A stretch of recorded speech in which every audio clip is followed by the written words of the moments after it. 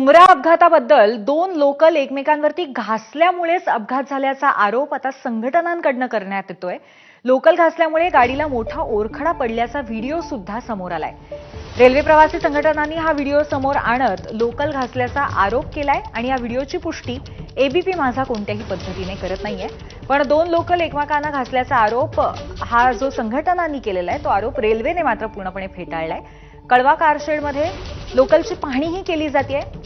तसंच रेल्वेच्या अनुषंगाने दोन रेकमधील अंतर पाहता लोकल एकमेकांवरती घासणं अशक्य आहे असंही म्हटलं जातंय। सोबत सिद्धेश देसाई आहेत, जे मुंबई रेल्वे प्रवासी संघटनेचे उपाध्यक्ष आहेत।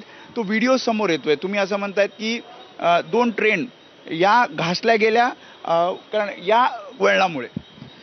कसं आहे माहिती आहे का, जे जो व्हिडिओ आमच्याकडे आलेला आहे आणि जे जखमींचं जी स्टेटमेंट आहे त्या खूप महत्त्वाच्या ठरतात अशा केसमध्ये। मला वाटते की ती चौकशीच करण्यात आलेली नाही आहे।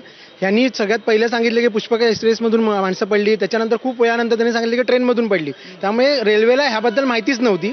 दुसरी गोष्ट म्हणजे आम्ही जेव्हा पण तक्रार केली तेव्हा सुद्धा इकडे येऊन गर्दीच्या वेळेला त्यांनी सर्वेक्षणच केलेलं नाहीये। तर हे दोन महत्त्वाचे मुद्दे ठरतात, कारण जे हिमालया ब्रिजच्या बाबतीत झालं होतं त्याच प्रकारच्या त्याच कायद्यांमध्ये त्याच IPCच्या अंडर रेल्वे अधिकाऱ्यांच्या विरोधात सुद्धा गुन्हा दाखल होऊ शकतो। तो सुद्धा राज्य सरकारने करायला पाहिजे होता, ते सुद्धा राज्य सरकारने केलेलं नाहीये। आमची स्पष्ट मागणी आहे की ट्रेन घासल्या गेलेल्या आहेत, ह्याबद्दल चौकशी झाली पाहिजे। आणि संघटनेच्या आरोपावरती रेल्वेने स्पष्टीकरण दिलंय।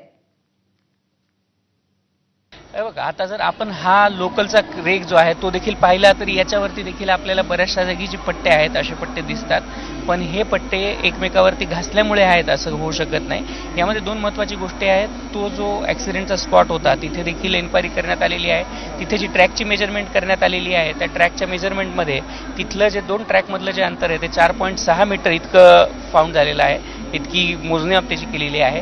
पण तिथं त्या 4.6 मीटरच्या अंतरामुळं त्याच्यामध्ये कुठेही डबे एक दुसऱ्याला घासण्याची घटना होण्याची शक्यता खूप कमी आहे। अशी असताना देखील आपण तो जो रेक आहे तो कळवा कारशेडमध्ये त्याच्या पूर्ण मेजरमेंटमध्ये करतोय।